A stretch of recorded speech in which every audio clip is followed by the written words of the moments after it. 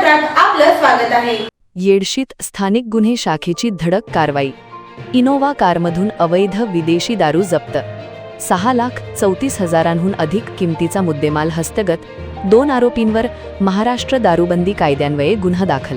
धाराशिव जिल्ह्यात अवैध धंद्यांविरोधात स्थानिक गुन्हे शाखेने पुन्हा एकदा धडक कारवाई करत येडशी येथून अवैध विदेशी दारूची वाहतूक करणारी इनोव्हा कार पकडली।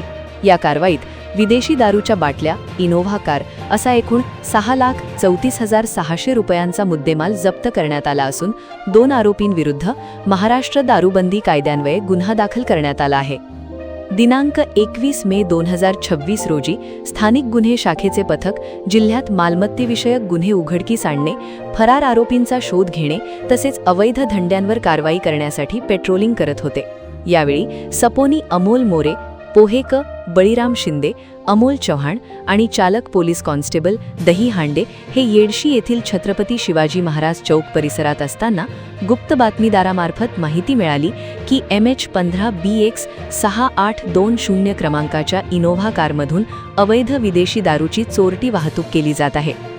मिळालेल्या खात्रीशीर माहितीनुसार पोलिसांनी सापळा रचून संबंधित वाहन थांबविले। वाहनाची तपासणी केली असता चालकाने आपले नाव सुभाष भीमराव काळे, वय 33, राहक कण्हेरवाडी, तालुका कळंब, जिल्हा धाराशिव असे सांगितले।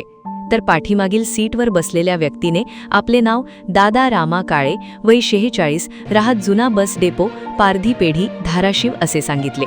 पोलिसांनी वाहनाची सखोल पाहणी केली असता पाठीमागील सीटमध्ये विदेशी दारूच्या बॉक्सचा साठा आढळून आला।